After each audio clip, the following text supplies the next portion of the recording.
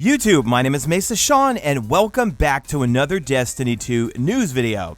Alright folks, strap in. We've got two main things to cover in this video. We're going to go over everything you need to know about Solstice of Heroes, but then also we're going to get some clarifications on the Solstice of Heroes live event kicking off next week, Tuesday, August 11th at 1 p.m. Eastern, 10 a.m. Pacific Standard Time. I'll be streaming it live right here on YouTube. But some clarifications coming from the This Week at Bungie. Now, I'm going to loop this trailer here that they just put out today, twice in the background. I did put up a video yesterday going over the requirements that you're going to need to upgrade, well, that you're going to have to do to upgrade your armor all the way to Majestic, Magnificent, so forth. And I'm telling you right now, it's going to be a grind. Go watch that video and figure out if you're going to grind out all three characters, because there is some sort of secret reward in the database. I cover it in the other video. I'm not going to talk about it in this video, but I will link that in the description, and also you should see it annotated on screen and in the end card. All right, let's get into it. If you enjoy this video, a like rating is very much appreciated. Subscribe if you're not a subscriber, and if you really want to help the channel out, join the Mesa Army community over on Discord and become a channel member. Link will be in the description, or click join on screen. We've got an amazing Mesa Army Discord where I hang out with you guys, and also the channel members themselves have set up a clan for PC, Xbox, and PS4, or I should say multiple clans, because we have so many members, but we have about 600, I think, right now in the clans themselves. So anyway, let's get into the news, guys. Eva Levante is returning to the tower, and she's going to be standing next to the, well, big statue of heroes in the courtyard. So we're going to be grinding out for the Solstice packages like we did last year.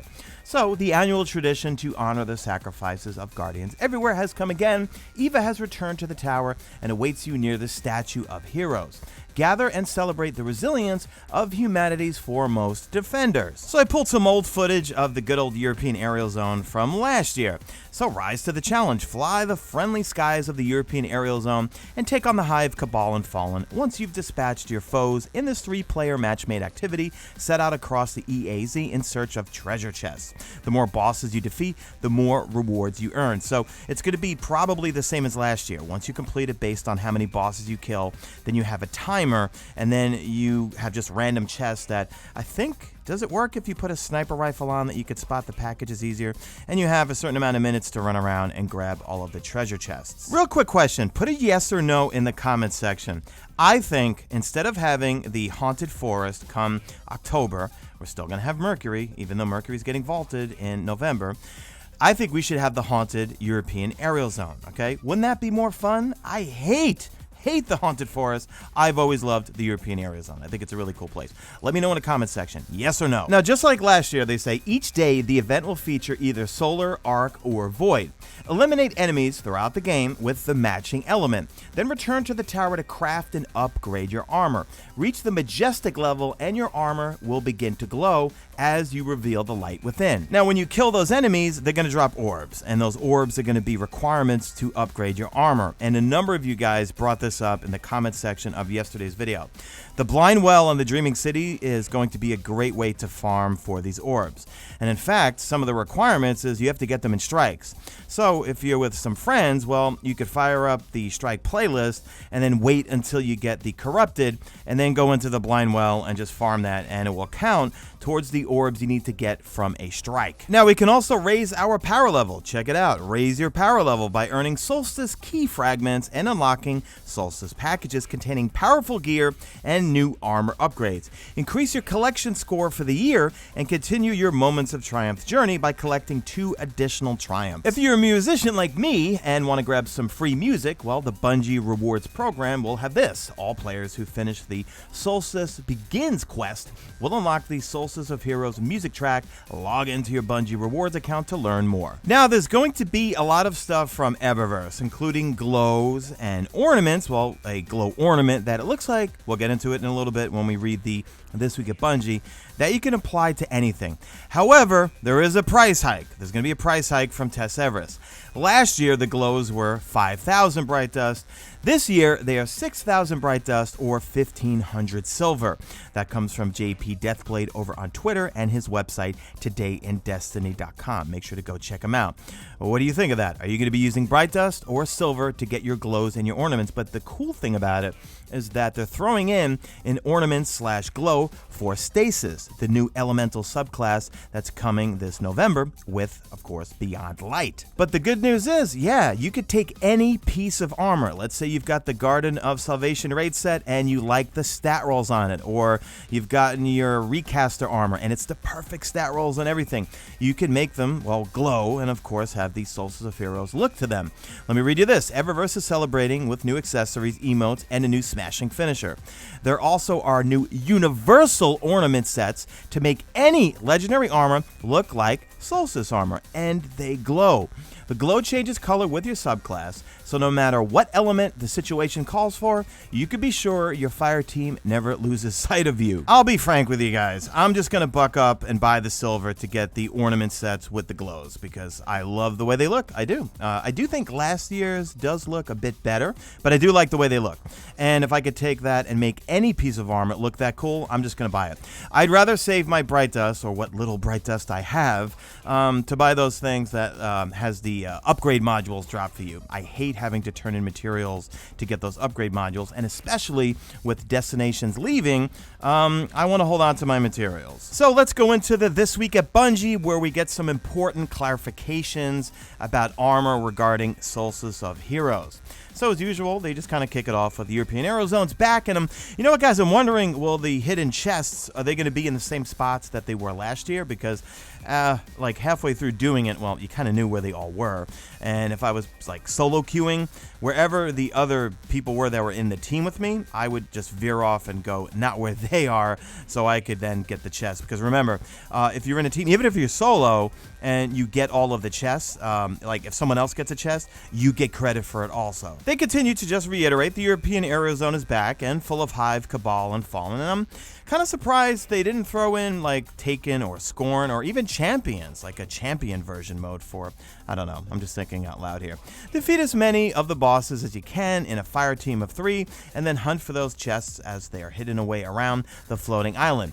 The more bosses you take down, the more rewards you will earn. And yeah, they should have done something with the champions. I mean, we've done so much with the new mod system. I don't know, missed opportunity, right? What do you think? Let me know in the comment section. All right, next up, let's talk about armor, and I kind of covered this in previous videos when it leaked out. So they say this year we have a new approach to the Solstice of Heroes armor that we think is going to give you far more flexibility on how you show off your Solstice-ness, as they say. Similar to previous years, you will start off with the rare set and upgrade it to the Majestic Legendary set. Once you have all of your legendary gear, you could start the final set of objectives to upgrade it to the Magnificent set. Here is a look of these objectives required. Complete a Nightfall Ordeal on the Master difficulty, complete a Nightmare Hunt, complete Pit of Heresy, win 7 Trials of Osiris matches, not in a single passage, complete a Tier 5 Altar of Sorrow 3 times. Completing these objectives will unlock a white glow on all of your armor. You need to upgrade your armor to Majestic during Solstice of Heroes, but can continue to complete these objectives even after the event ends. You can continue to earn more randomly rolled pieces for your Magnificent set in the EAZ. Next up, here's where Eververse comes into play. Earning the Majestic Legendary set will unlock the option to purchase a Universal Ornament set from Eververse for either silver or bright dust. We know the prices already, $6,000 and $1,500. This ornament will change its glow to match your elemental subclass color. Unlike last year, you won't need to purchase individual color glows. Each class set will be able to display 3 different elemental glows that will match whatever subclass you have equipped at the time. So they're going to make our lives so much easier. There is a placeholder. I covered this in yesterday's video where it says dummy item and it shows a Void Streak Sparrow. But if you complete the Solstice Legendary Armor set in all 3 classes, there is something in the database that we can't see just yet that you will earn. Now Bungie talks about the new armor upgrades, and then I'll roll some pictures of what's for sale in Eververse. So they say, one of our goals with Solstice of Heroes armor was to improve the experience of earning over previous years. There won't be any major armor updates, so once you earn your Majestic set, it will be relevant up until next year's event. So this stuff's going to be good all year long, guys. The elemental glows being made into universal ornaments will ensure you can use them on any of your high stat armor going forward. So Brilliant move, Bungie. Thank you very much. Big improvement to the armor system. Well, for this event. Glows can't be toggled on and off for universal ornaments. That is why this year's glows are always on, as they are built into the universal ornaments. The white glow on the legendary Magnificent set are also always on once you complete the challenge for the corresponding piece. Both the white glows and the elemental glows will increase with their intensity depending on how much of your super energy you have at the time. So if you want to look cool, leave that super charged up. So my final thoughts are pretty cool new event or something new to do for the summer. I love the European Aerial Zone. I always have loved Solstice of Heroes. I want the armor sets, I want the glows, I want the ornaments, but no weapons. Bungie, why can't you give us some new weapons, man? I want some new toys to play with.